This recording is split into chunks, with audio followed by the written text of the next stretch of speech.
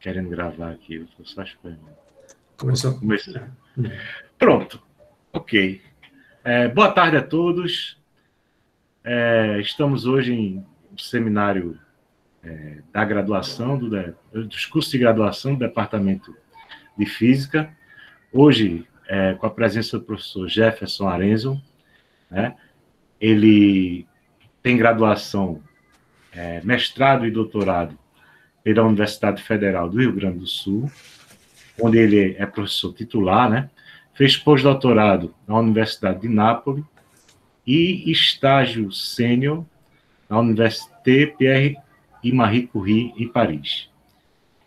Ele tem experiência na área de mecânica e estatística, né? E atua principalmente trabalha principalmente com sistemas fora do equilíbrio, né?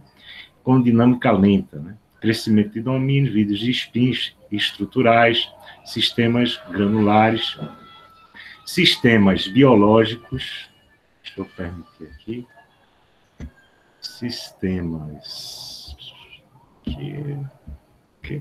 Sistemas biológicos, né? Teoria de jogos e modelos de populações ou carregados, né?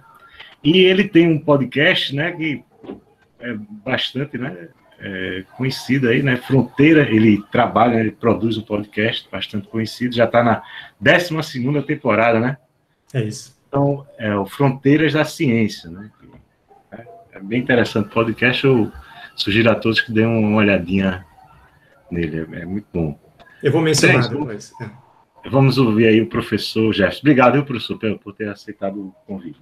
Não, obrigado, René. Eu que agradeço o convite de vocês, né? Boa tarde a todos, todas. Eu vou passar aqui para a apresentação.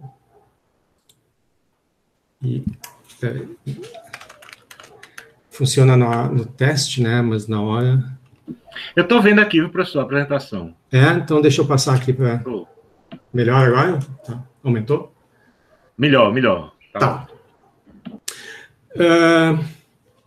Bom, já que é um público amplo, né?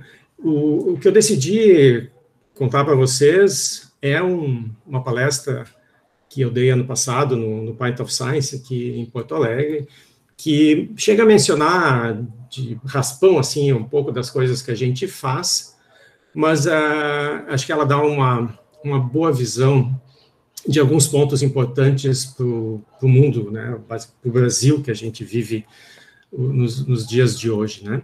A gente está basicamente sufocados aqui por duas pandemias muito perigosas, né? Uma é a pandemia do vírus literal, né, o corona, e a outra é uma pandemia de informações falsas e desinformação que se comporta, de fato, como uma pandemia descontrolada, né? Nos dois casos, a gente tem uma propagação muito rápida, tanto do vírus quanto dessas informações falsas, fake news, né?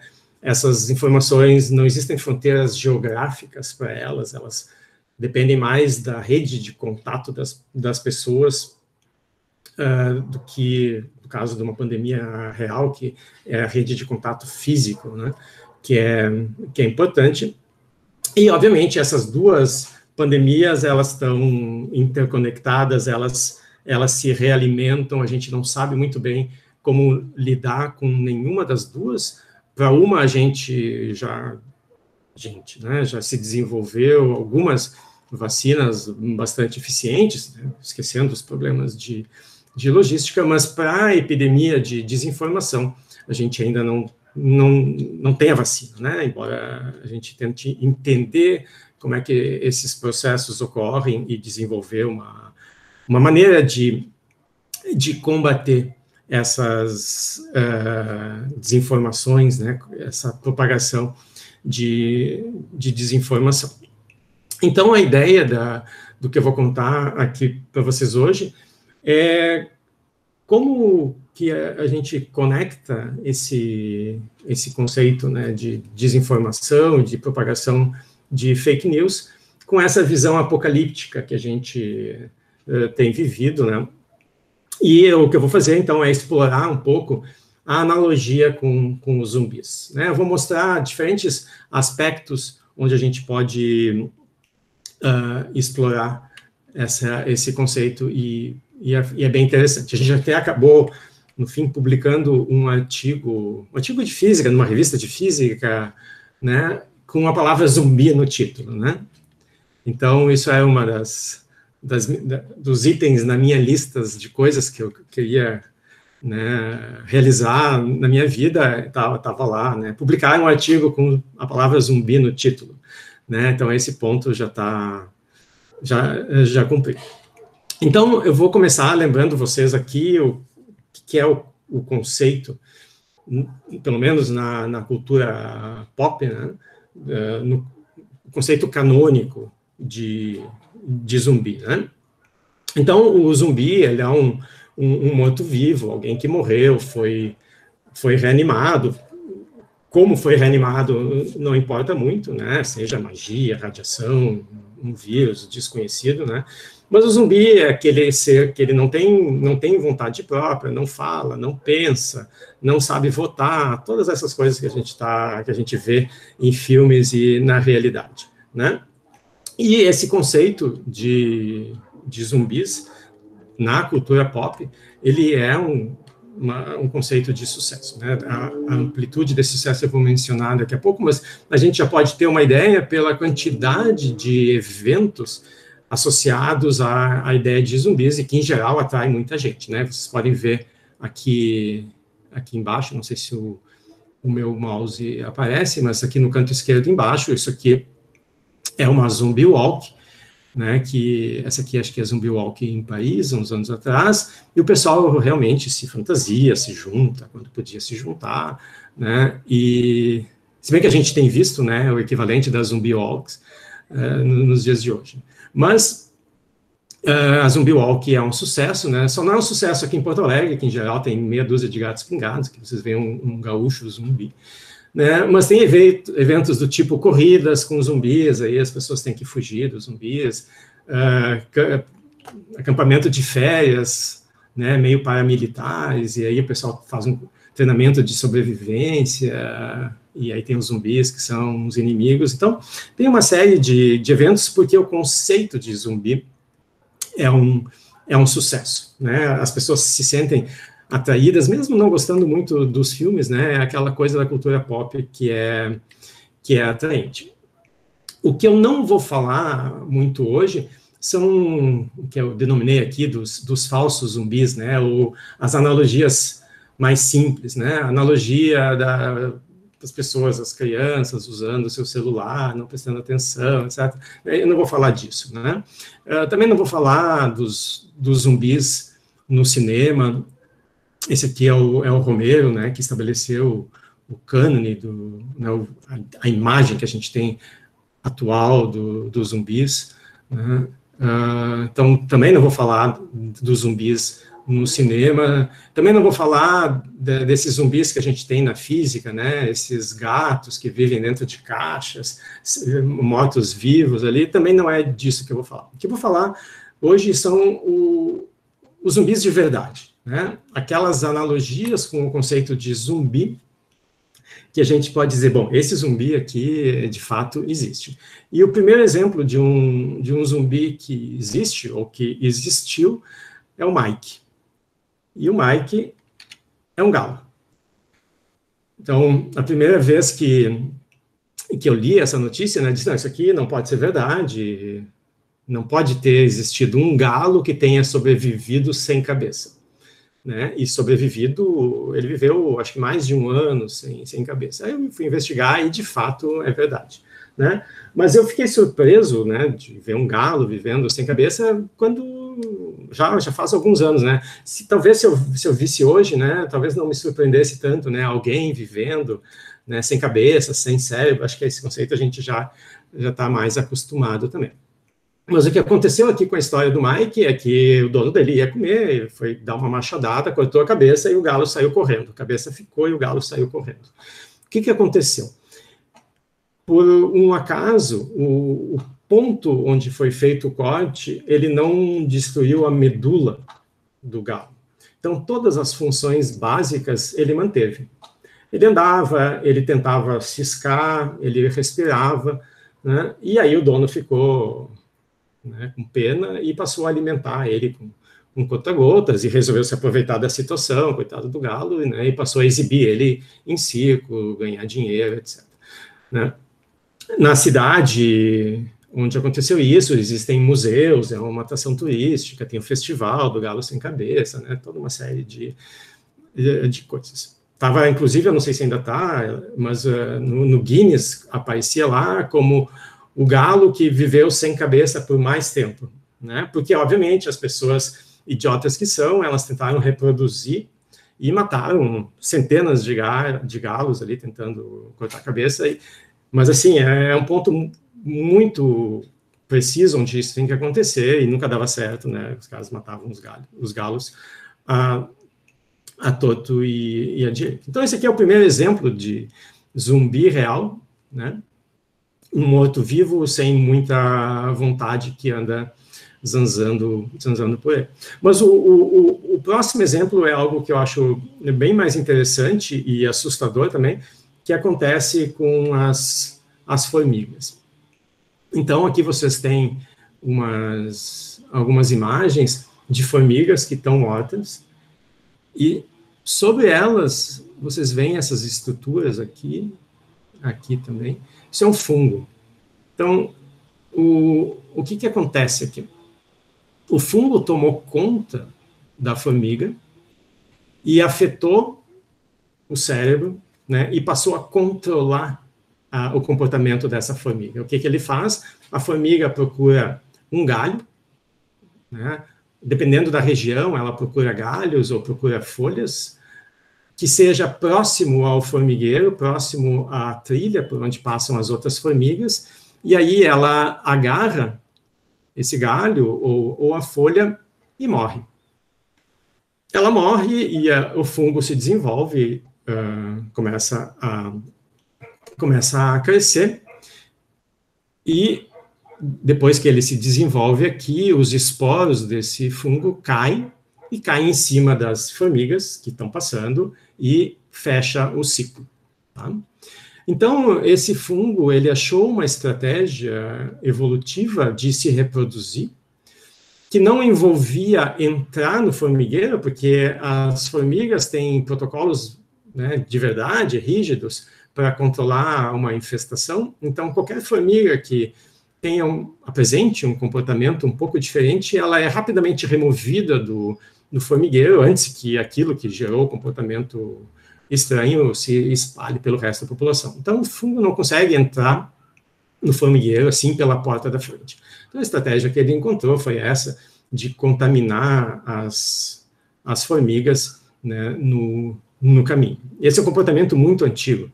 Eles encontraram pelo menos uma folha em âmbar, né? Você lembra do Parque Jurássico, da mosquinha presa no âmbar, lá no início do filme, eles encontraram uma folha já com essas marcas de uma formiga, né, que teve o seu comportamento afetado por esse fungo aqui, o Ophiocordyceps.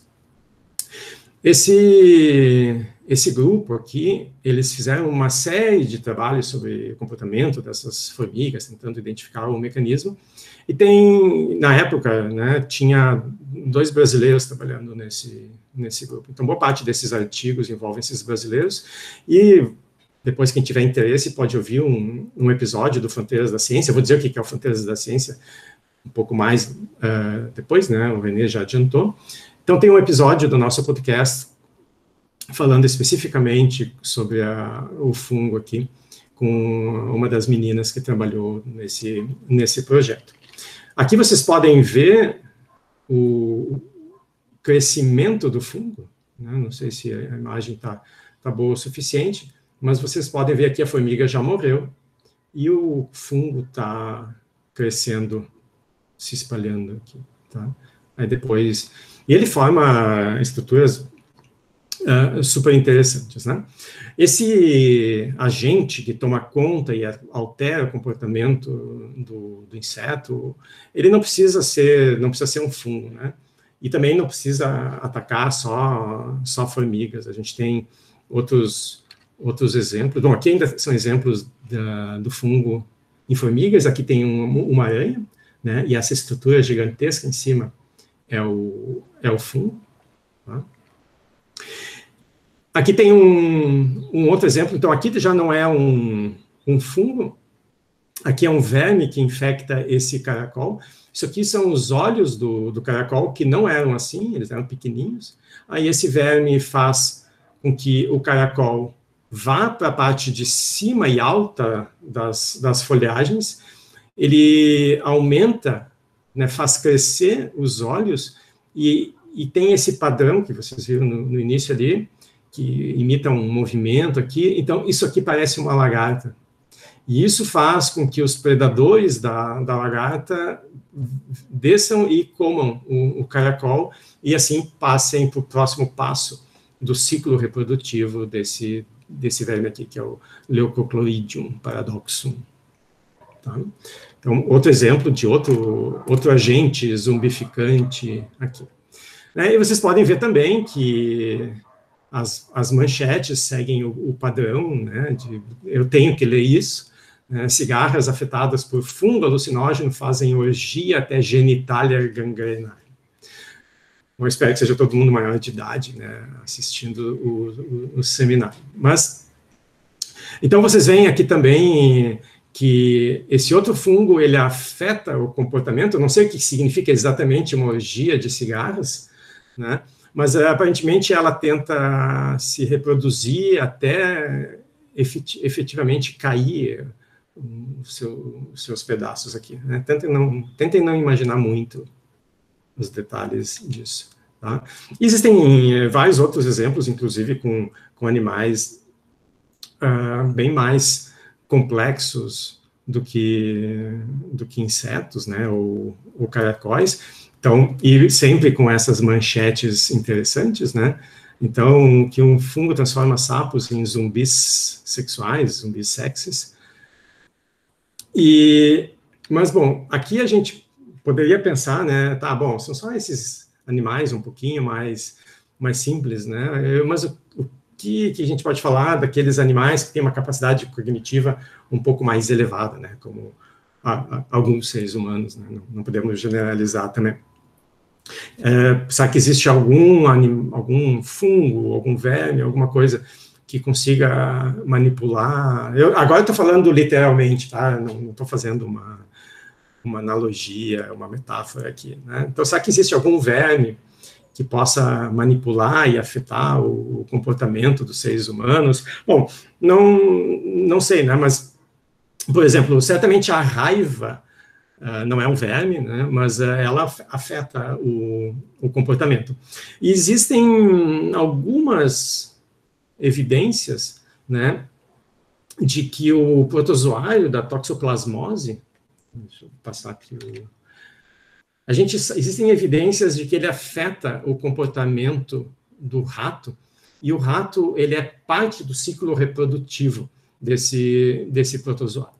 E o que muda no comportamento dele é que ele passa a ter menos medo dos gatos, né? Antes ele tinha repulsa, ele fugia quando ele sentia o odor do xixi do gato, e ele agora perde isso.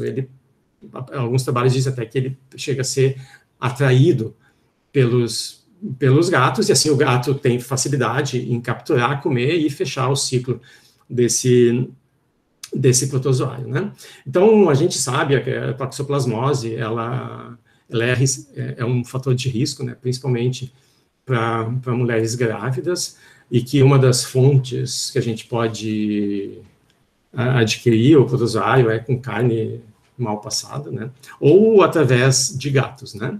Então, evitem gatos mal passados, né? Que é uma fonte desses protozoários. Mas daí a questão que vem é, bom, se o protozoário pode afetar o comportamento dos ratos e fazer com que eles se sintam atraídos pelos gatos, será que isso não poderia explicar o comportamento daquelas pessoas que, né, são fascinadas pelos gatos?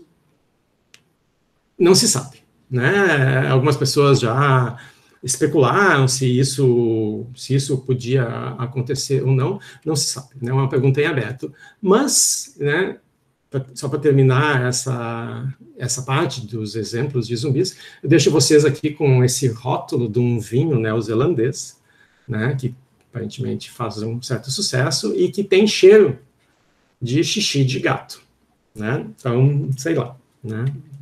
Fica em aberto a questão. Mas, continuando, então, nessa exploração da utilidade da analogia do conceito de zumbis, né?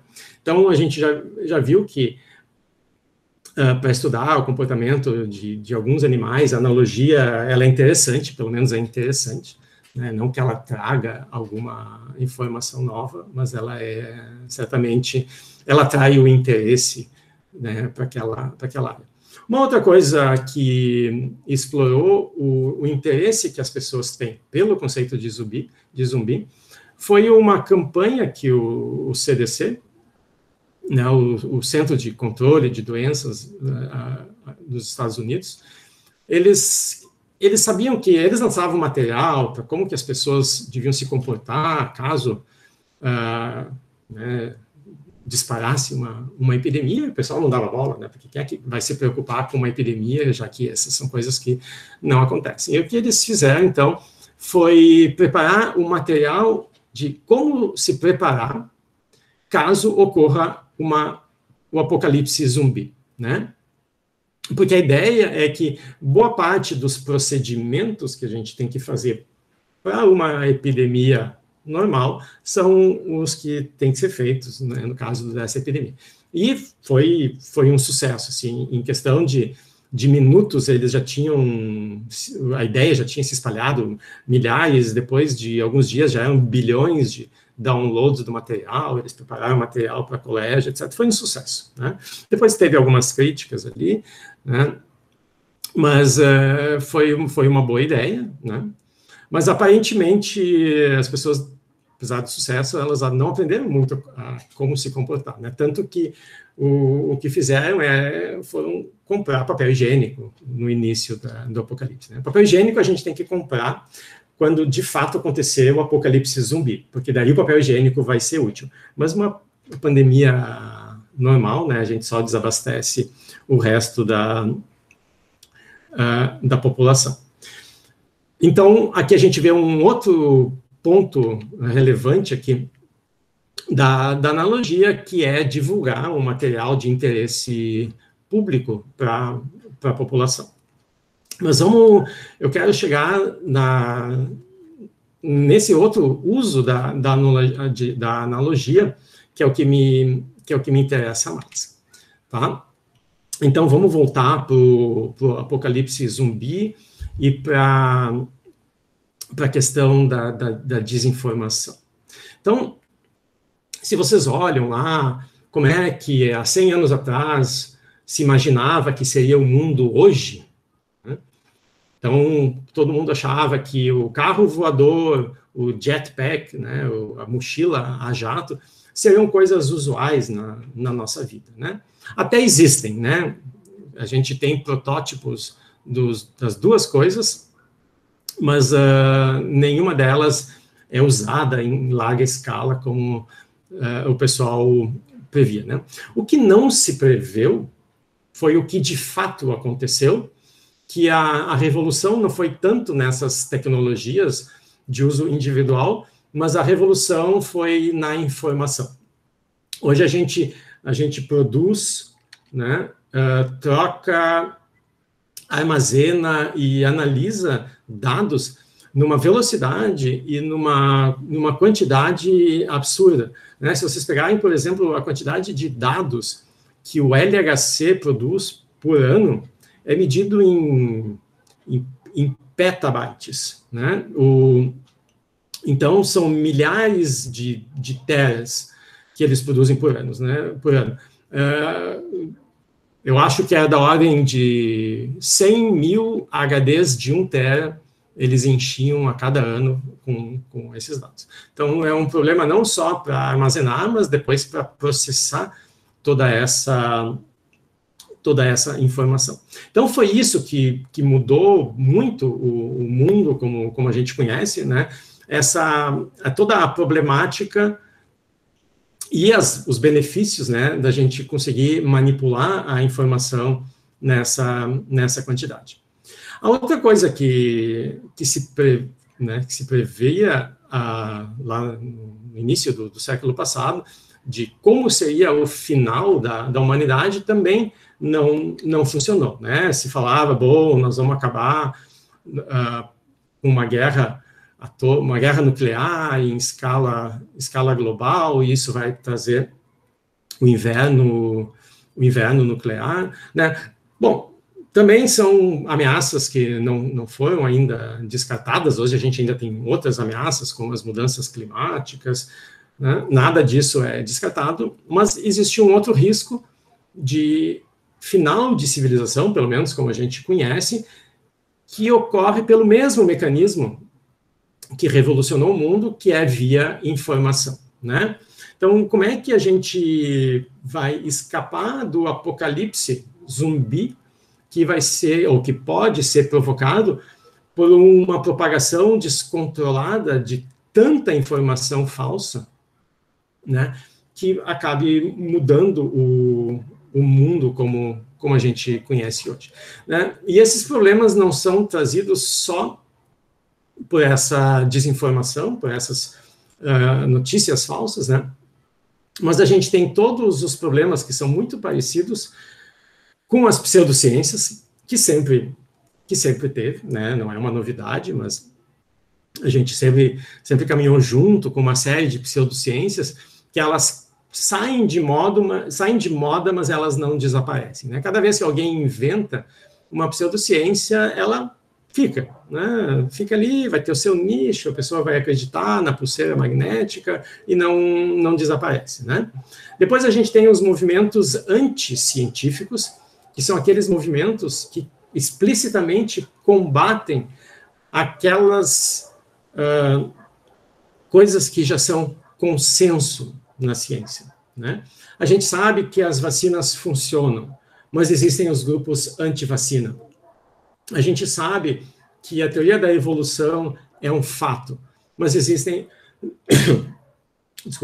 os grupos criacionistas, né? Então, existem vários movimentos que são anticientíficos, que também contribuem, né, para toda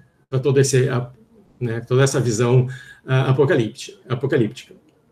E agora a gente está sentindo os efeitos, né, desses movimentos que não só combatem explicitamente, né, mas eles negam o consenso, negam aquelas informações que já foram estabelecidas, né, sempre dentro da sua barra de erro, etc., né, mas que são um consenso entre os cientistas. A gente ainda vê grupos, né, grupos profissionais, grupos políticos, que negam esse conhecimento, né?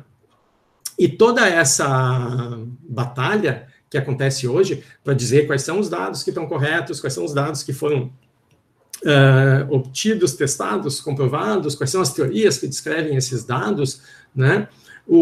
Esse é o campo de batalha hoje, né? E as pessoas que são alvo dessa desinformação são os próprios cientistas, né, que trabalham, que veem, às vezes, as suas carreiras, né, se veem perseguidos, às vezes, por grupos, pessoas, governos, por opinar, por dizer o que o consenso, não é nem a opinião dele, mas é a opinião do consenso está dizendo. Junto com cientistas, a gente tem a própria ciência, né? É a ciência que está em jogo em vários momentos aqui. O método científico, por que é importante, quando eu faço um teste, eu fazer com que esse experimento primeiro passe por um comitê de ética, que vai me dizer, não, esse experimento pode ser feito, né, desde que a pessoa tenha conhecimento, consenso, né, que ela consinta, tendo acesso a toda a informação, né? Então, como é que a gente condena os alemães pelos seus experimentos? Bom, porque naquele momento a humanidade aprendeu algumas coisas e se estabeleceram protocolos de como se deve proceder com experimentação, não só em humanos, mas existem protocolos éticos de como proceder com experimentação com animais, né? Tentar fazer somente aquelas coisas que são essenciais, que vão salvar muitas vidas, né? Então, isso justificaria sacrificar alguns animais pelo benefício trazido à humanidade. Mas são assuntos controversos, né? Mas existem protocolos para isso, né? Isso faz parte do método da ciência, ter esses protocolos.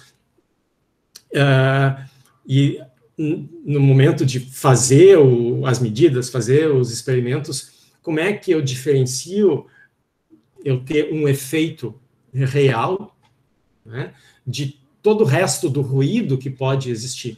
A importância do grupo controle, né, a importância do duplo cego, às vezes até do triplo cego, a pessoa que analisa os dados também não sabe exatamente de onde são aquelas amostras. Tudo isso foram truques que a comunidade científica desenvolveu, não porque era bacana e bonito, mas porque era a única maneira da gente saber que as coisas são como são, né? Ou de conseguir extrair sinal no meio do monte de ruído que a gente tem. E o último alvo, né, que a gente está vendo, são os próprios locais onde a ciência de qualidade ela é feita, principalmente aqui no Brasil, né? A gente está vendo ataques explícitos às universidades como as nossas, as universidades públicas, né? E da mesma maneira que a gente está vendo a importância de ter um sistema público de saúde nesse momento onde ocorre uma catástrofe nacional. Então, a catástrofe faz muita gente entender a importância de ter um sistema público como o SUS. Eu espero que não seja, né, necessário uma catástrofe como essa para que as pessoas entendam a importância e a necessidade da gente ter um sistema público de ensino e pesquisa, né, para um projeto de desenvolvimento de nação e de soberania e de ter independência tecnológica, etc, etc, né? Então, a defesa das universidades públicas é essencial nesse sentido. Então, a gente tem essa enorme ameaça sobre que paira, né, sobre a civilização que trazida pelas informações falsas, pelas pseudociências, pela anticiência, né?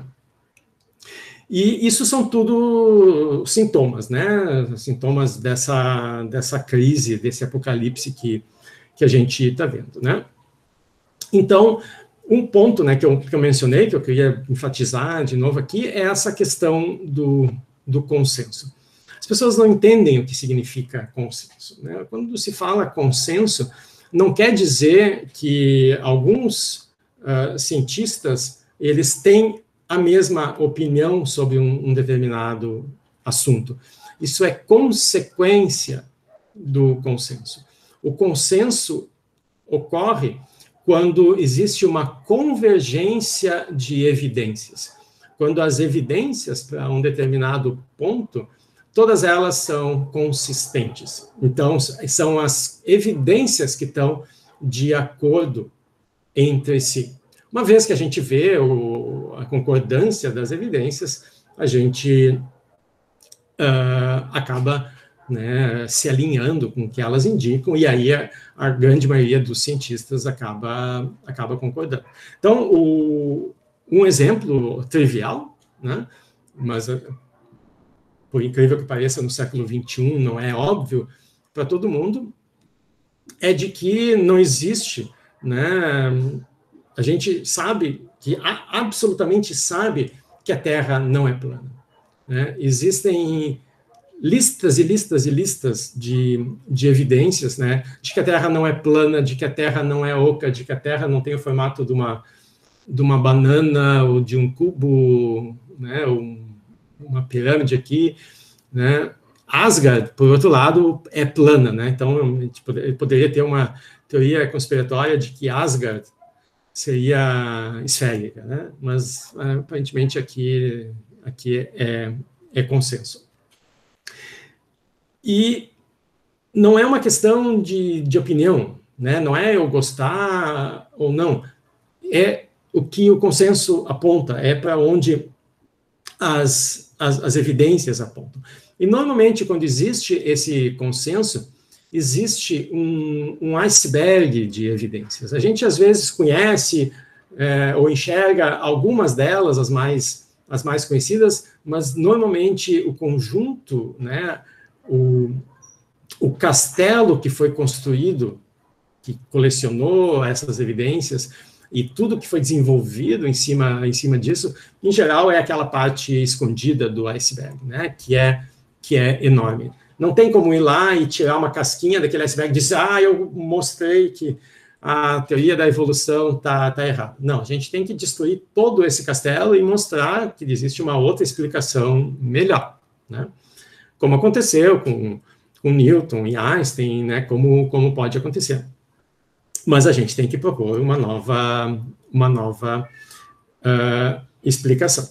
Né? Esse aqui é um exemplo, a gente tem inúmeros exemplos de pseudociências e teorias conspiratórias, né? O monstro do Lago Ness, os discos voadores, isso aqui é uma nuvem, alienígenas, né? Alienígenas entre nós, aqui é um estudo mostrando as evidências de que o Clinton, na verdade, é um reptiliano, né? Porque os reptilianos controlam a humanidade há muito tempo, né?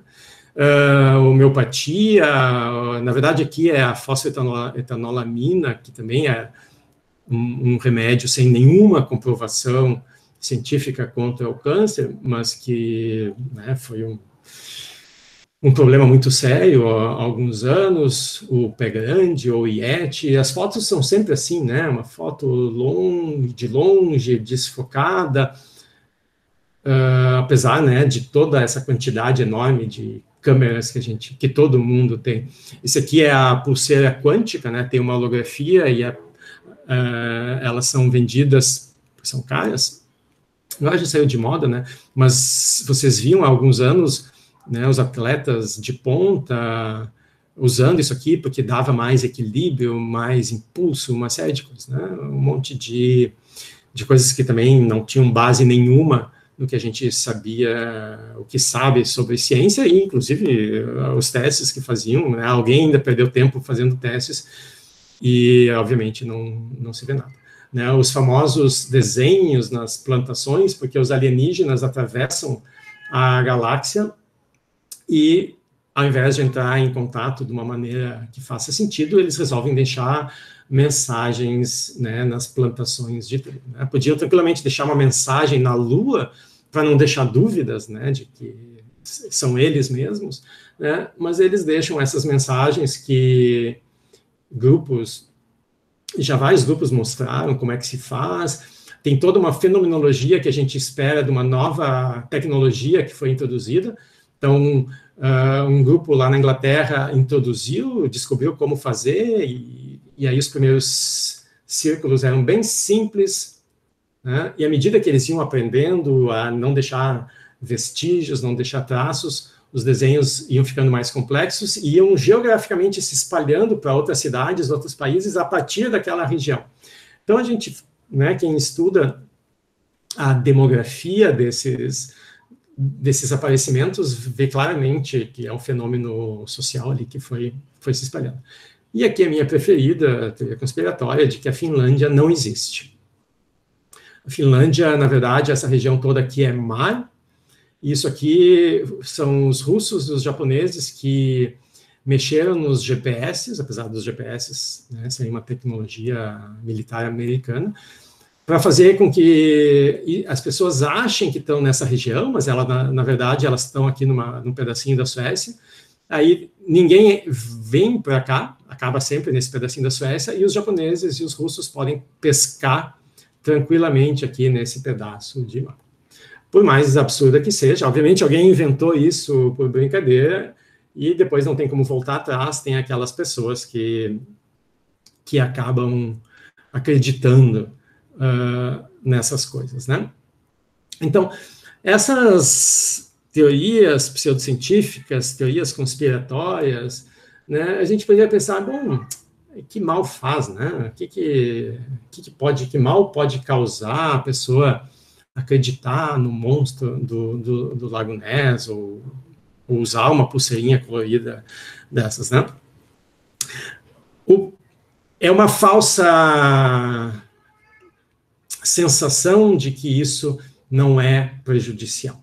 Porque o que acontece é que essas coisas, elas atrapalham o que eu chamo do nosso sistema imunocético, né? A gente tem um sistema que nos defende dessas ideias que não têm corroboração no mundo real, né? Que não ocorrem. E isso evita que a gente caia ou tenta evitar, pelo menos, que a gente caia em golpes, né, pelo telefone, no golpe da loteria, que a gente gaste dinheiro, gaste tempo ou gaste saúde, né, investindo em alguma coisa que não existe, né, que é irreal. E quando a gente baixa a guarda, quando a gente, né, deixa de ser suficientemente críticos para aceitar alguma coisa, a gente fica exposto, né? A gente baixa o nosso sistema imunocético e fica suscetível a que alguma ideia oportunista entre e nos leve para uma situação dramática, né? Então, a gente vê que tem teorias conspiratórias e pseudociências que têm um custo, e esse custo, a gente está vendo, ele é medido em vidas humanas, né, muito alto. Então, sim, na verdade, todas essas coisas, elas estão associadas a uma falta generalizada de senso crítico, né, de saber acessar as fontes originais, de ir atrás das evidências, né, e aí acaba essa avalanche de ideias oportunistas que acabam invadindo, né, esse nosso sistema, né. E uma das perguntas é como é que características tem esse tipo de informação, né, que se comporta como um vírus que pode permear o sistema. Então, essa aqui é a analogia que eu vou chegar daqui a pouquinho com o apocalipse zumbi, né? Embora a analogia seja simples, ela pode ser deixada um pouquinho mais explícita, né? Então, vamos olhar aqui o problema da propagação de desinformação, né? O problema agora é que, antigamente, a gente tinha essa propagação, ela era de curto alcance, né? Uma pessoa falava para a próxima, que falava para a próxima. Com a criação da escrita, a gente consegue agora atingir, né, uma escala de distância muito maior, porque um panfleto pode ser enviado para outro lugar e aquela informação ser transmitida. Mas nada se compara aos processos de propagação que surgiram com a internet, né, e agora com grupos de WhatsApp que não tem maneiras de controlar ou de combater essa desinformação. Isso está completamente fora do controle, né? A propagação, ela é muito rápida, a gente não consegue rastrear a origem, e a origem, normalmente, ela é descentralizada, né? Tem muitos focos a partir dos quais essas informações, elas aparecem, né? E são, na verdade, pessoas as maiores responsáveis pela propagação dessas informações, mais até, né, do que os tais robôs, que em princípio a gente acha que são os responsáveis, né? As pessoas, em geral, elas propagam até mais rápido a desinformação, né? E nem sempre é por maldade, né? As pessoas acreditam naquelas informações, porque existem uma série de mecanismos psicológicos envolvidos aqui, porque às vezes aquela informação ela confirma alguma posição pessoal que eu tenho, ou ela vem de um grupo ao qual eu pertenço e não quero deixar de pertencer, então eu vou defender a ideia que esse grupo traz, ou para evitar, porque se eu criticar isso aqui, aquilo, essa ideia vai entrar em conflito com outras coisas que eu tenho, então para evitar essa que a gente chama de dissonância cognitiva, né, eu vou achar uma explicação, um argumento por que aquilo pode funcionar, o que se chama então de raciocínio motivado. Então tem uma série de mecanismos conscientes ou inconscientes, né, que explicam por que essas informações se propagam e são absorvidas, né. Só que, claro, isso tem consequências.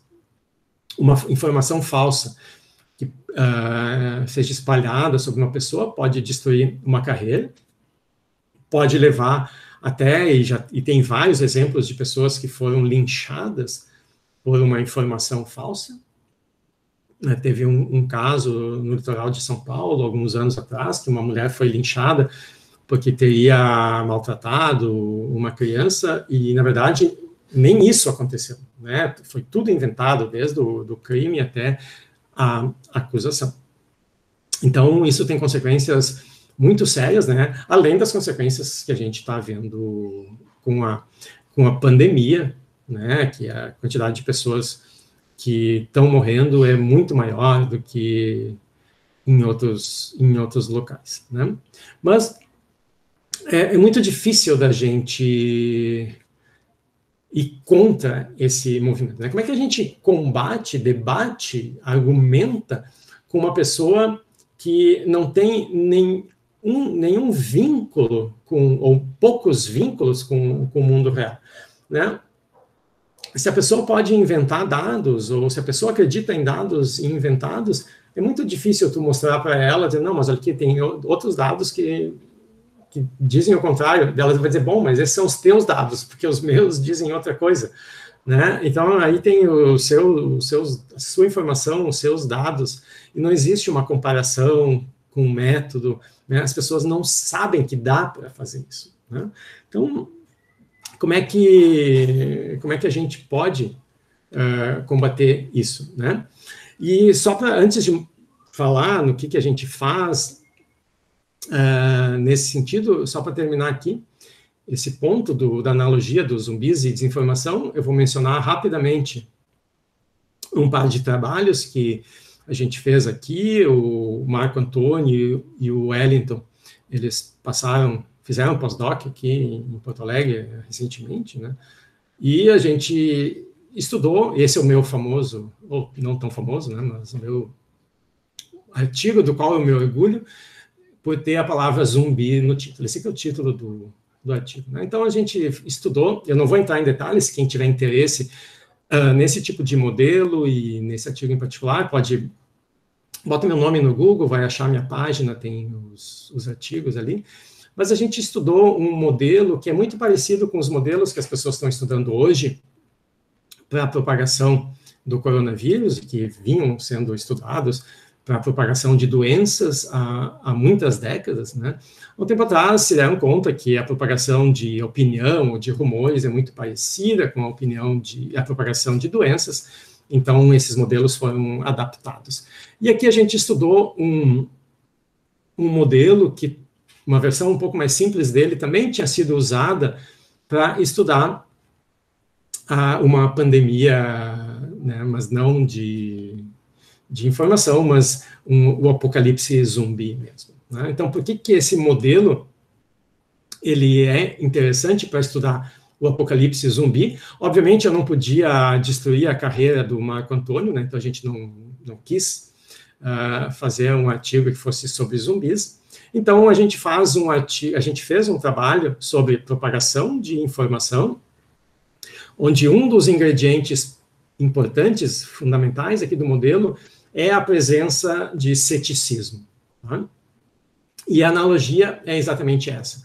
Então, quando uma pessoa tenta transmitir uma informação incorreta, uma informação errada, a gente diz que ela é um zumbi, né? Ou uma pessoa infectada com essa informação falsa. Quando a pessoa carrega um vírus, né? Se eu estou conversando com uma pessoa e eu descubro que ela tem o coronavírus, não tem nada que eu possa fazer para eliminar o vírus dessa pessoa, né? Existem outras medidas, ela pode se vacinar, fazer isolamento, quarentena, etc, etc. Existem variações desse modelo que levam essas coisas em conta, mas eu, indivíduo, não tenho como fazer. Mas se essa pessoa estiver carregando uma opinião errada, eu posso tentar.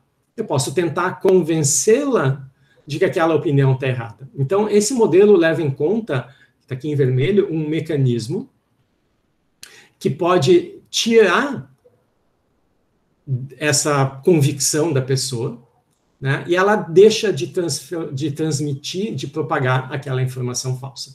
Então, esse ingrediente eu não tenho nos modelos de doenças, né?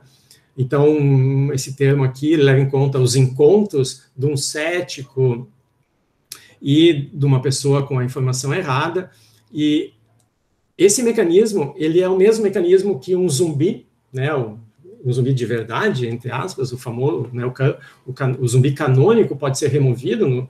Nos filmes, as pessoas que estão lá combatendo os zumbis, elas podem ir lá dar um tiro na cabeça e um tiro, por alguma razão, mata esse zumbi que já estava morto, né? Então, as pessoas podem remover os zumbis da população da mesma maneira que aqui no nosso modelo, elas podem remover ou dissuadir uma pessoa que acredita numa informação errada, né, sendo céticas, né, professando o seu senso crítico, o seu ceticismo. Então, isso aqui é um modelo de propagação de desinformação, de rumores, né, onde um dos ingredientes é o ceticismo na população, e a gente, para deixar ele um pouquinho mais atraente, faz essa analogia com os zumbis. Depois tem toda uma análise aí, que vocês tiverem interesse podem olhar. Mas então, qual é a saída, né? O que a gente pode fazer? Então, já estou quase terminando. Então, uma maneira que a gente pode tentar diminuir os efeitos da desinformação é tentar restabelecer, né, aquele diálogo que, não sei se desapareceu, mas que foi muito dificultado entre as pessoas que produzem a informação e aquelas pessoas que vivem as consequências e as benesses e os problemas dessa informação, né? As consequências da ciência são tecnologia, as pessoas vivem isso, mas elas não entendem como isso é produzido e o que está, e onde é produzido e quem produz, né?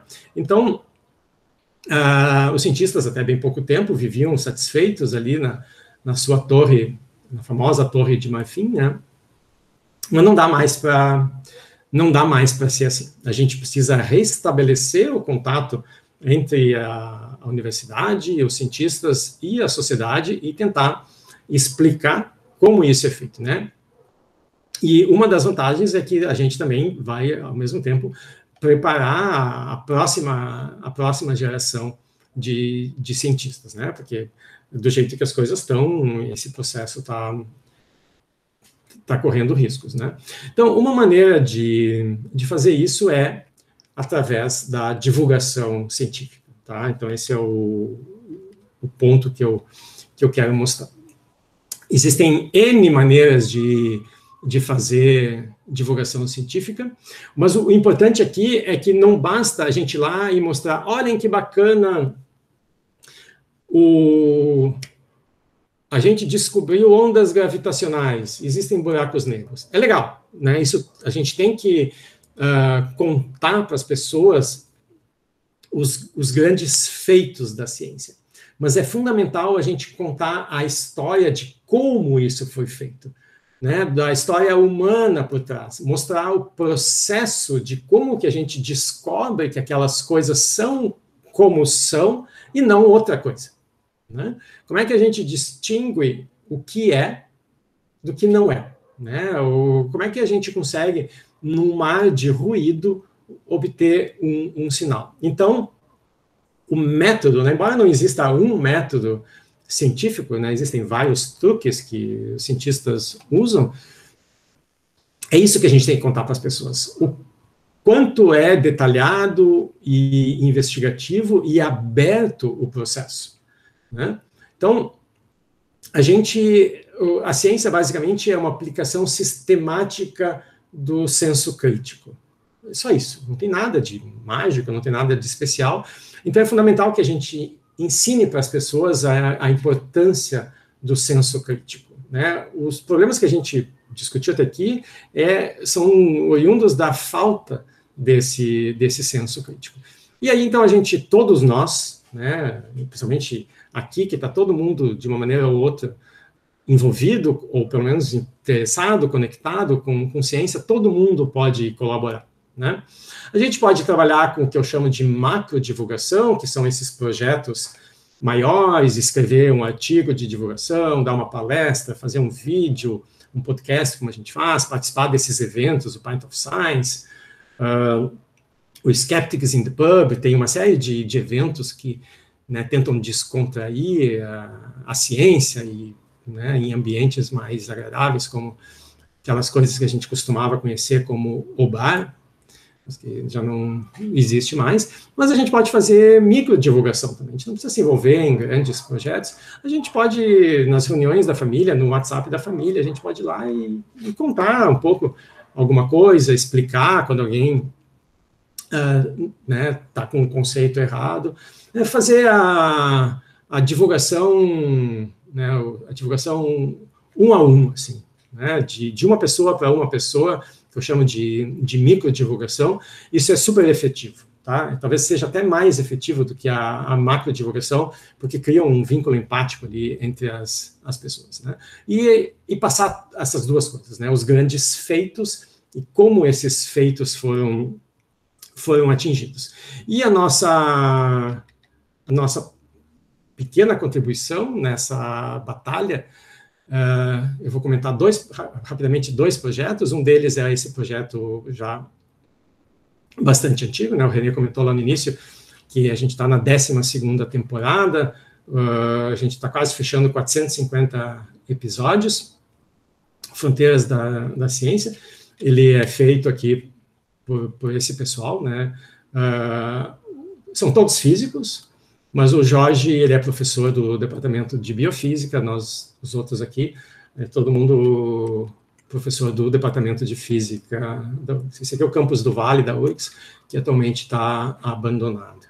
Então, isso aqui é um podcast, a gente tem da ordem de 40 episódios por ano, a gente tira férias também, né, porque ninguém é de ferro. E toda semana sai um episódio novo sobre algum assunto que nos interessa. Não precisa necessariamente ser ciência. Esse ano mesmo eu fiz 2 episódios sobre tango. A história do tango, o centenário do Piazzolla, porque me interessava, né? E tem de tudo, a gente fala de pseudociência, fala de todas as possíveis fronteiras que a ciência pode fazer com outras áreas de conhecimento, até essas áreas que estão bem longe da ciência, né? E outros eventos que a gente realizou aqui em Porto Alegre, a gente organiza o Pint of Science, o Skeptics in the Pub, organizava, né? Que é tudo desculpas para se juntar num bar e beber um pouco. Né? Agora todo mundo tem que ficar bebendo tristemente em casa. E o segundo projeto, que talvez alguns de vocês tenham ouvido falar, é um projeto bem recente, que eu desenvolvi eu e a Carolina, mas esse não é um projeto do Fronteiras da Ciência, né? É um projeto meu, da Carolina, da Márcia Barbosa, que também é professora do Departamento de Física, da Cristina Bonorino, que é da UFSPA, que é outra universidade federal aqui em Porto Alegre, mas é uma universidade de medicina. Ela é imunologista. E o Ricardo Severo, que é músico, produtor musical, diretor, roteirista, e um amigo meu de longa data também, que trabalha em São Paulo. Então, a gente fez esse projeto, que é um podcast em 10 capítulos, é a ciência como ela é, a saga de Carlota. Então, a gente lançou, acho que hoje saiu o 7º episódio, tá? Então, daqui umas 3 semanas termina, vocês podem ouvir em qualquer plataforma onde vocês ouvem podcast, e ele conta a história da Carlota, que é uma menina que queria ser cientista, e como todas as meninas que querem e conseguem ser cientistas, ela passa por uma série de dificuldades, né? Então, aqui nesses 10 episódios, a gente recolheu histórias que aconteceram não só com a Márcia, a Cristina e a Carolina, que fizeram parte da equipe, mas de um monte de gente que a gente conhece. Várias dessas histórias eu mesmo estava junto e sou testemunha, mas as histórias aqui que são contadas são histórias que aconteceram de fato com alguém, né, em algum momento, em algum lugar, né, parafraseando o conto da Aya, que fala nisso. Tá? Então, infelizmente, a gente tem ainda um longo caminho para ser feito nessa área, né? E o que diferencia esse podcast dos outros é que isso aqui é um podcast, é uma podfiction, é uma radionovela, é uma história, a gente conta a história dela, mas essa história, tudo que é discutido ali é referenciado. Então, no site, a gente coloca as referências bibliográficas, então é uma radionovela com bibliografia científica, né? As informações são todas ali, os dados, quando existem, né? A gente não fica aborrecendo as pessoas com muitos dados, mas eles existem todos lá. E então eu peço que vocês ajudem a divulgar o projeto, ele é super importante, principalmente nesse momento, né? Onde a gente luta, né, por mais diversidade na ciência e por mais igualdade, né? Então a gente quer representatividade, não só de mulheres, mas todos os grupos que são minoritários. O foco nesse episódio foi sobre a questão das mulheres na ciência, mas a gente termina, né, com um gancho que abre possibilidades ali para contar outras histórias que a gente sabe que existem, né?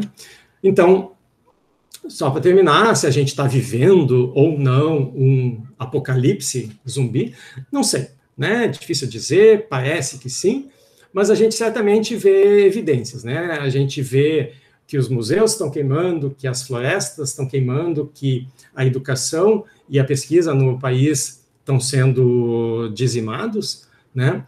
Que as pessoas estão morrendo numa quantidade absurda, é uma catástrofe que a gente está vivenciando, né? E o próprio futuro, a independência, né, do país, né? Como vai ser a vida aqui no país, né, para os nossos filhos, né? É tudo uma questão em aberto, né? Então, a gente precisa fazer o que está ao nosso alcance, né? E então tem uma série de coisas que são necessárias, embora elas não sejam precisas, né? No sentido de precisão, mas elas são precisas no sentido de necessidade, né? Então, fazer divulgação científica é preciso, né? Conhecimento é preciso, universidade pública, né, é preciso. Então, esse é o recado que eu queria deixar com vocês e deixar aqui o cartaz da saga de Carlota para que vocês possam divulgar e assistir e comentar e nos dar feedback. Então, é isso. Obrigado, gente. Obrigado, professor. Gostei bastante aí da discussão. Eu queria que todos abrissem um microfone para a gente, né, agradecer aí juntamente.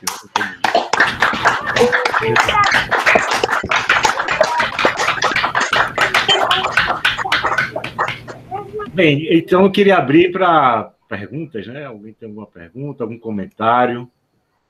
Né? Só dizer que para mim isso é novidade, né? Porque eu estou acostumado a dar aula com todas as câmeras e todos os microfones desligados, né?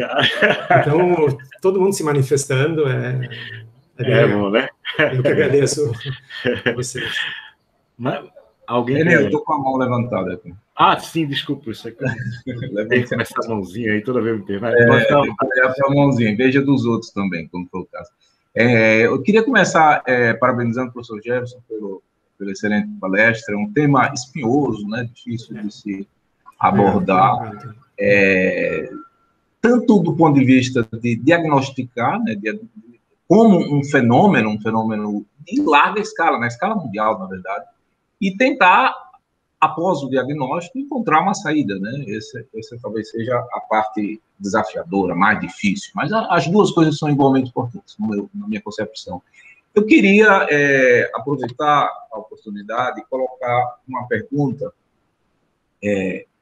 nesse tema que eu tenho, na verdade, feito a mim mesmo, né, desde que eu tenho observado, em particular no Brasil, o início desse processo.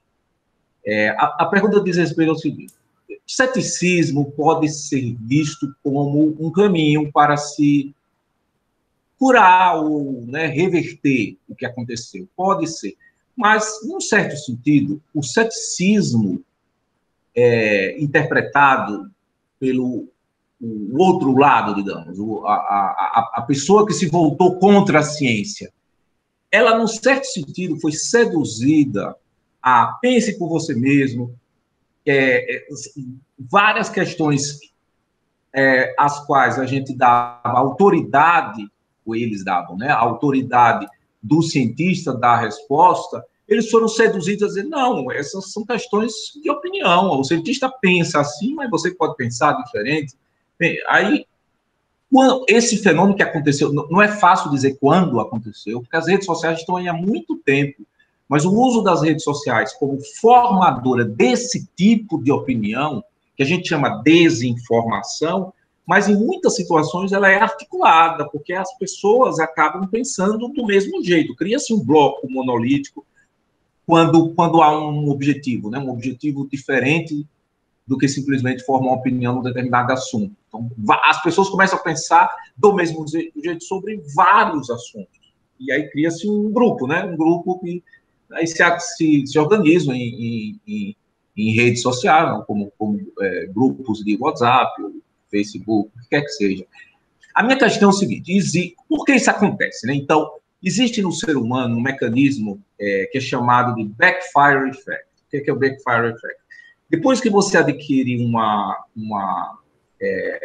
um tipo de opinião que é muito consolidada, ela lhe agrada por vários aspectos, ela lhe deixa confortável e coloca no seu domínio de conforto político, religioso, qualquer que seja a sua motivação para ter aquela opinião, você passa a ter uma atitude de proteção a esta crença. E qualquer fato que apareça que possa ser usado contra, né, o fortalecimento dessa crença é desmerecido, é atacado, é dito como, não, isso é uma opinião, isso é um fato falso. E tudo que aparentemente é bom, né, você amplifica, você reforça a sua crença. O que isso faz? E por que é chamado backfire effect? Porque você tenta apresentar a essas pessoas fatos que claramente mostram. Um cara, por exemplo, que diz que a Terra é plana. Aí você mostra uma foto, né, tirada lá do espaço. Tá aqui, de onde vem isso? Aí o sujeito vai dizer, não, isso é uma conspiração, né, essas fotos são montadas, forjadas. Aí, no final da história toda, ele está acreditando muito mais que a Terra é plana do que antes de ver a foto. Isso, há vários exemplos, tem artigos escritos sobre isso, isso é um fenômeno realmente da psicologia humana, né? Então, fatos que contrariam a sua crença tendem a reforçar a sua crença. Então, parece um caminho sem volta, né? Quer dizer, estamos nos aproximando de um ponto fixo e aparentemente não tem como reverter. Então, é verdade.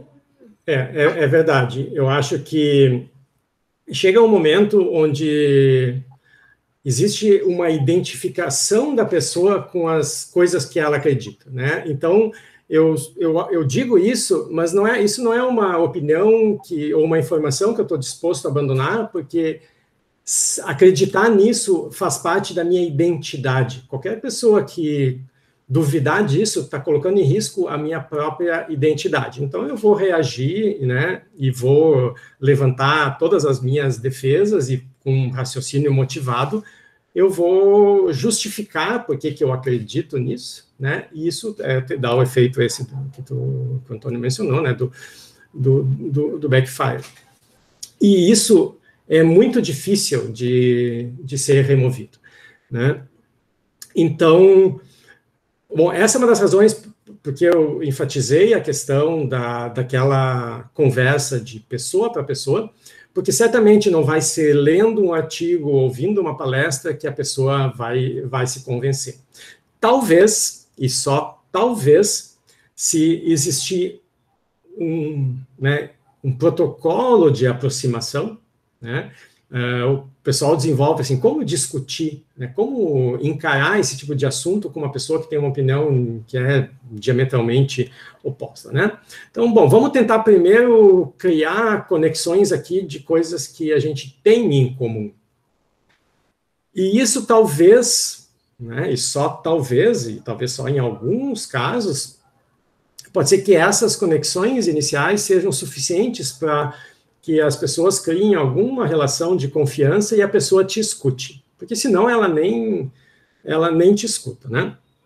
Mas eu acho que, então, independente da gente conseguir ou não mudar a opinião das pessoas que já se entranharam tão fundo, né, nessas concepções, independente de a gente conseguir mudar a opinião dessas pessoas, existe um enorme universo de pessoas que ainda não formaram, né, as suas opiniões de uma maneira tão rígida assim, né? As crianças estão crescendo, elas estão chegando e estão formando as suas opiniões, né? Então, acho que parte da estratégia tem que ser voltada para aquelas pessoas que ainda não foram, né, atingidas por um comportamento tribal de dizer, bom, essas são as convicções aqui que eu defendo, porque esse é o grupo que eu pertenço, né, e não sai mais dali. Então, eu acho que quando a gente fala em divulgação científica, em mostrar como que o conhecimento da ciência foi construído e todos os erros que ocorreram no percurso e como que as pessoas se deram conta de que estava errado e como e por que foi corrigido, é isso que é importante, né? É mostrar a ciência como um processo, né? Como aquilo por que a gente diz que aquele resultado é um resultado, né? O que distingue aquilo da informação que tu recebe no WhatsApp. Então, isso já é difícil. Imagina, então, com aqueles movimentos que tentam se fantasiar de ciência. Esses são mais complicados ainda, porque aí tu só consegue diferenciar isso se tu tiver um treinamento específico, né? Se tu sabe ler artigo, se tu sabe identificar os erros metodológicos de um artigo. Então, a gente é treinado para isso, né? Mas as pessoas que não fazem isso como profissão, não tem por que saber fazer isso. Então, tem todo um outro movimento bem mais sofisticado para passar, né, informação falsa que se mascara de ciência, né? Tem na biologia, tem na medicina, tem por tudo. Isso aí é tudo bastante complicado. A pergunta que eu me faço, né, é qual é a parte da culpa da divulgação científica nisso?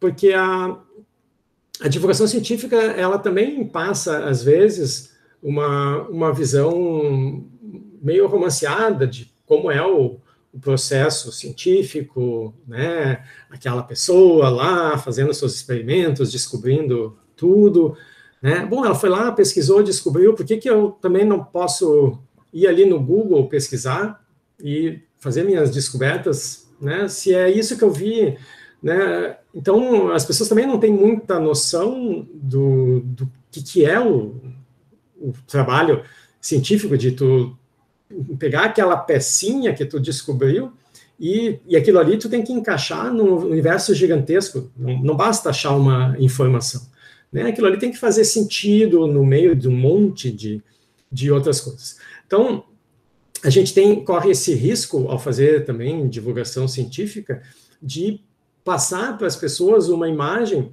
de que valida o que ela está fazendo de ir ali no Google, pegar a primeira página que achar e diz, bom, tá aqui, eu pesquisei, achei, é isso aqui é tão bom quanto essa informação dessa meta-análise que foi publicada na Nature essa semana, ela é tão boa quanto a opinião que eu ouvi ali do meu tio que é médico, né, que disse que já curou 100 pessoas com, sei lá qual porção da vez ali.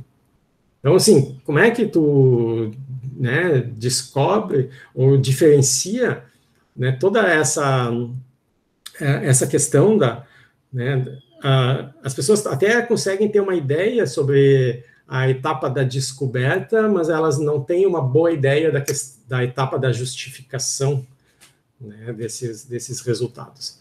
Mas eu acho que esse é um trabalho que tem que vir de pequeno, né? Então, a gente precisa formar professores de ciência, ou professores em geral, né, que no meio de tudo eles ensinem isso, né? Da mesma maneira que a gente espera que todos os professores de biologia contextualizem aquilo que eles estão estudando na teoria da evolução, porque essa é a maneira, daí isso vai passar a ideia correta de que a teoria da evolução, né, realmente permeia tudo na biologia, né, foi Dobzhansky, acho que disse, que tudo na biologia só faz sentido, né, pela ótica da evolução. Então, na hora de ensinar, a gente tem que ensinar essa ótica da evolução em tudo que a gente fala.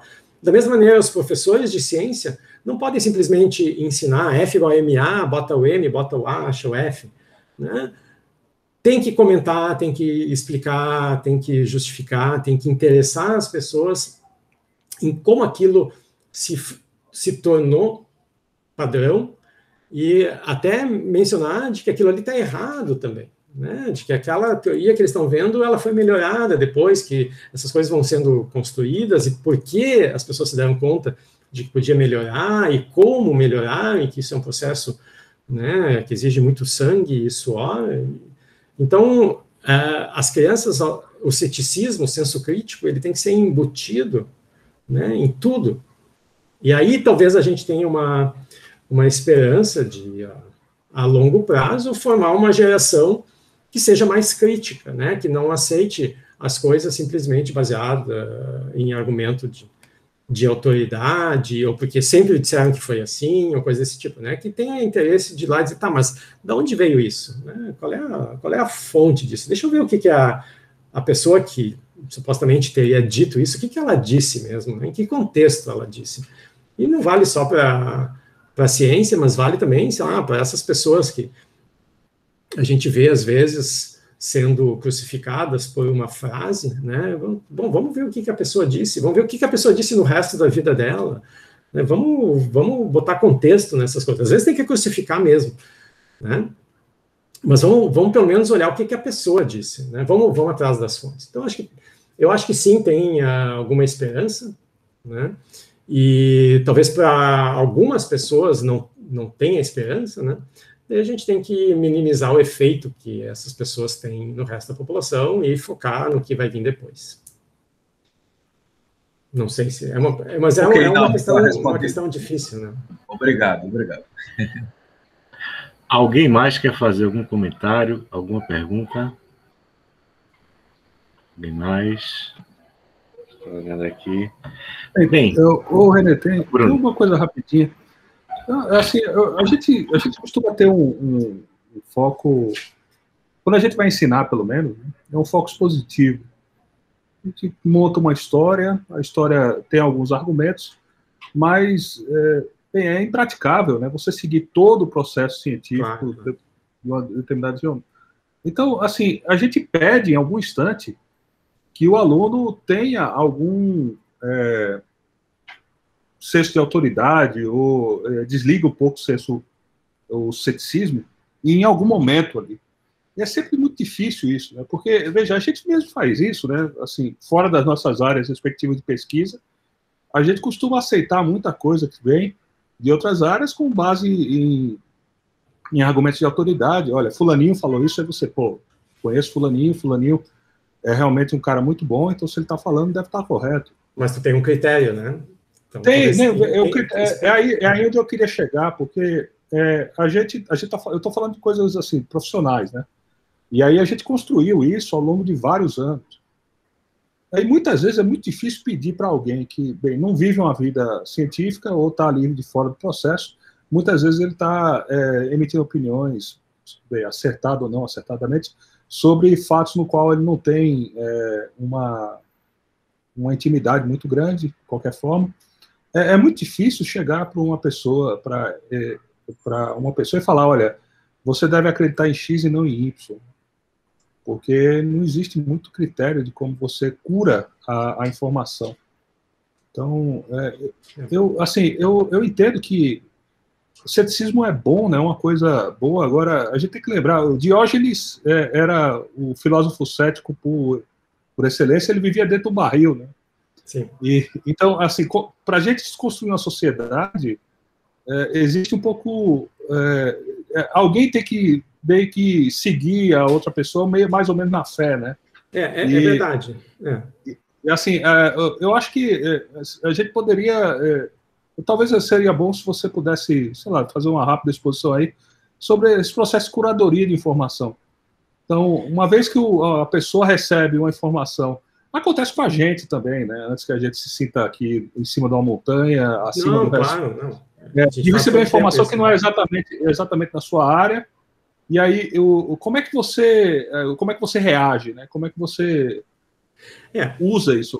Uhum. Então, só comentando a primeira parte que tu falou ali, quando a gente está ensinando as pessoas que estão fazendo um curso de física, por exemplo, né, já são pessoas que já fizeram um percurso muito parecido com o nosso, e a gente assume, né, que esses critérios que a gente tem para dizer, bom, essa informação aqui eu não entendo desse assunto, então eu vou aceitar isso. A gente assume que os alunos, né, eles entendem quais são esses critérios, né? O que significa uma autoridade científica, o que significa um especialista numa área da ciência, né? Então a gente acaba, né, não discutindo isso. Eu me referia mesmo às etapas anteriores, né, que a gente precisa explicitar, talvez, o que seja esse critério, e esse critério passa, de novo, pela questão do consenso. Né? Então, como é que o consenso é construído? E acho que talvez essa questão da curadoria que tu menciona seja isso, né? Quando a gente recebe uma informação, por que eu vou, essa informação, que não é da minha área de especialidade, por que eu vou dar maior ou menor credibilidade para ela, né? Eu vou olhar, bom, quem é que está defendendo isso? Né? Quem é que defende que as mudanças climáticas são uma realidade? Bom, é 99% das pessoas que são especialistas naquele assunto. Então, bom, isso aí me coloca uma probabilidade de que o consenso, de fato, reflete a realidade, uma probabilidade bem alta, né? Então, eu vou aceitar aquilo, né? Vou dizer, bom, isso aqui provavelmente é verdade. E se, né, volta e meia, eu recebo pelo menos uma vez, 2 por ano, eu recebo um e-mail, alguém manda um livro, né, com umas teorias completamente malucas, né? Em geral, o Einstein era um idiota, o Einstein estava errado. E aí tu diz assim, bom, quem defende isso, né, baseado em quê? Existem experimentos. Então, assim, eu acho que tem uma série de elementos, a maior parte deles não são de fato explícitos, né, que é como tu tinha dito, né, a gente não tem nem tempo de, para cada coisa, ir lá e olhar as fontes. Então, é uma questão, tu tem que colocar uma probabilidade ali, a priori, de quanto é confiável aquela informação. E aí tu coloca teu grau de confiança baseado nisso, né? Então, como a gente faz com as informações do dia a dia, né? Se tu recebeu uma informação pelo WhatsApp, o grau de credibilidade é bem baixo. Mas daí a mesma informação tu leu num grande jornal, tu viu na televisão, tu viu na Wikipédia, aí tu começa a ver que existe um consenso, bom, começa a aumentar a credibilidade, né?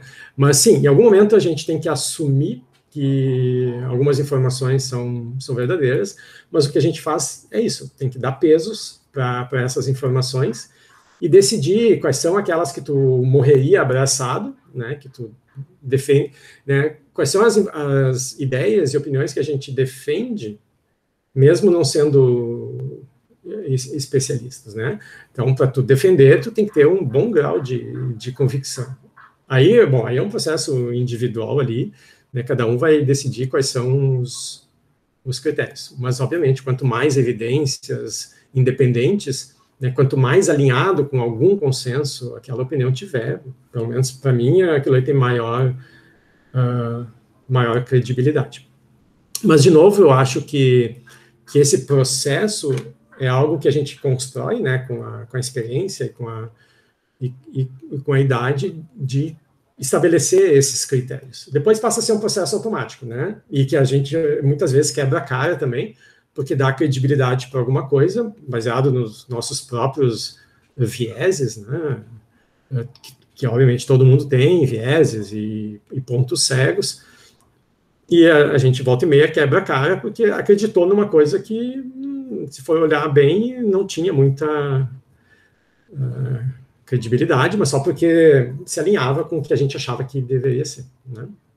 Então, sim, todo mundo quebra a cara em algum momento. Mas o que eu acho que é importante nas etapas iniciais, é mostrar, né, para as crianças, principalmente, como que o consenso científico é construído e por que em algum momento a gente olha, se a gente não entende nada do assunto, a gente olha para aquele consenso e diz, bom, se é o consenso científico, eu vou dizer que é assim. Né? Acho que é a construção desses critérios que a gente automatiza, que tem que ser dada uma certa ênfase na educação infantil, na educação básica, e sempre, né? Acho que a gente tem que mencionar mais essas coisas. Não sei se é mais ou menos isso. Não, o comentário está ótimo, excelente. Assim, na minha cabeça tem uma questão de o quanto a gente, como sociedade, a sociedade geral, acaba incentivando o comportamento alienante, né, das pessoas seguirem crença, e como a gente pode atacar isso pelo outro lado, pelo lado da sociedade, de não de tentar criar mecanismos na sociedade para que esses microcosmos, né, essas bolhas que apareçam, elas tenham menos chance de se desenvolver, não tenham tanto incentivo para se desenvolver. Essa é uma função também de todas essas agências, né? Desculpa te interromper. Não, assim, só o lado é que existe um certo responsabilidade individual, lógico, né? Mas quando você está lá numa posição de comando, tentando gerir políticas públicas, deveria haver algo que pudesse ser, eu não faço a menor ideia do que, né, mas deveria haver algo que pudesse ser feito para, pelo menos, desincentivar esse tipo de comportamento. Quando a gente tem uma guerra ou uma pandemia, a gente imagina que esse tipo de comportamento é naturalmente desincentivado. Mas a gente está tendo uma prova, né, cabal assim, nas nossas caras, que não funciona exatamente assim. Mas, enfim. Mas isso, eu acho que parte passa por essas agências de checagem de fatos, né? Então, acho que tem que ter alguma coisa que tu possa dizer, olha, esse pessoal checou e aqui tá, então vamos lá olhar o que eles acharam, né? Então, só o fato de saber que tem um lugar que tu pode ir lá e você tem que repetir o processo de checagem, conferir o que foi feito, acho que isso ajuda bastante, né? Então, ter várias agências independentes que fazem essa checagem é parte importante desse processo. Ok. O Atanásio está com a mão levantada, viu? Pode falar, Tana. Oi. Tá ouvindo? Sim, sim. Tá. Minha pergunta é mais sobre o seu modelo. Então, a teoria de controle, né, já é bem estabelecida, e não só em biologia, em outras áreas. Uma curiosidade queria saber se você chegou a avaliar alguma outra área que tenha algum modelo parecido, mesmo não sendo em tese pensado como você pensou na questão do zumbi. Não sei se entender. Eu não sei, eu vou tentar responder, daí tu vê se eu entendi a pergunta. Esse modelo específico, né, ele é uma variação do famoso modelo CIR, né, que é um modelo que considera indivíduos suscetíveis, infectados e removidos numa população, que vem sendo estudado, né, não só na biologia, mas os físicos fizeram bastante coisa, e em geral é um modelo tipo campo médio, né? Então a gente tem aquelas equações que eu escrevi, aquelas ali são as equações de campo médio para o modelo. E em cima desse modelo básico, o pessoal começou a colocar diversos ingredientes e modelar diferentes situações. Aquele termo que eu mencionei, ele aparece também em outros modelos que foram variações também. Então, o nosso é mais uma variação desses modelos que o pessoal até usou, tem até um artigo divertido no Physical Review mesmo, né, que é sobre zumbis, né? E aí o pessoal está estudando o apocalipse zumbi, faz uma simulação dos zumbis se espalhando pelos Estados Unidos, e aí, mas tudo variações também desse modelo, algumas são solúveis, outras não, mas então o que a gente colocou, na verdade, eu não entrei muito em detalhes, né, são os dois tipos de ceticismo que a gente normalmente imediatamente pensa, né? Então, tem aquele termo que eu enfatizei lá, que é a pessoa vem conversar contigo e aí tu começa a discutir e ela pode te convencer, né? E aí tu vira um propagador que nem ela, um zumbi como ela, ou tu pode convencer a pessoa e ela é removida, né? Então, esse ingrediente é um ingrediente que está associado, é um dos ingredientes que está associado aos zumbis. Um outro ingrediente que está ali, mas que eu não cheguei a mencionar, é que a gente tem um compartimento a mais nesse modelo, que é aquelas pessoas que tiveram contato com a informação, ou com o vírus, o que quer que seja, e elas não são imediatamente convencidas, né? Elas foram expostas. Então, eu tenho uma categoria a mais ali, um compartimento a mais, que a gente chama, que é o E, que são aqueles agentes expostos. Eles já não são mais suscetíveis, porque eles já tiveram contato com a informação, mas eles ainda não sabem se eles vão aderir ou não vão aderir. Então, isso seria uma espécie de ceticismo mais passivo, né? É aquela pessoa que recebeu a informação e, dentro lá de um determinado intervalo de tempo, ela vai, né, acessar as fontes originais, ela vai refletir, ela vai olhar a literatura, né? Então, não é um convencimento que parte da interação com a outra pessoa. Ela recebeu aquela informação, mas se ela vai decidir se ela vai transmitir aquilo e virar um zumbi, ou se ela diz, não, isso aqui é uma bobagem, nunca mais vou contar isso para ninguém, e virar um removido, é algo que só ela decide, né? Então, seria aquele ceticismo que a gente chamou ali passivo, né? Que a pessoa decide sozinha. Então, esses dois ingredientes de incluir ceticismo no modelo, o ceticismo ativo, que depende da interação com um infectado, e o ceticismo ativo, com esse compartimento extra, eu nunca vi, na verdade, né, em nenhuma das variações que eu conheço desses modelos tipo CIR, né?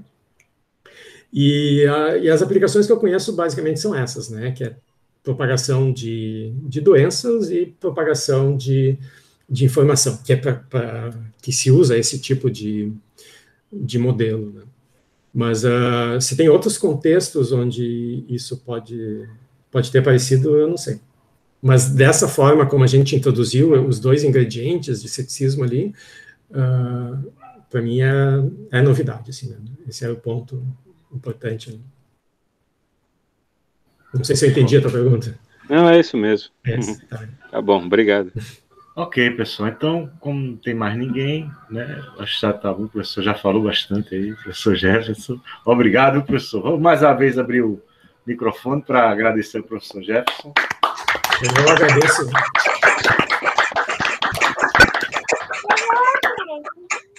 Obrigado, gente. Eu que agradeço de novo o convite, né, a oportunidade de falar para vocês e divulgar um pouco esses trabalhos nossos. Tá? Valeu. Assistam aos podcasts, vocês vão gostar. Okay. Eu vou botar lá no YouTube, coloco os endereços, já fica. Isso, lá, obrigado. Isso seria bom. Ok. Valeu, pessoal. Boa tarde a todos. Boa noite. Tchau. Boa noite. Tchau, boa tarde. Obrigado, tchau. professor. Boa tarde. Tchau. Tchau, boa noite.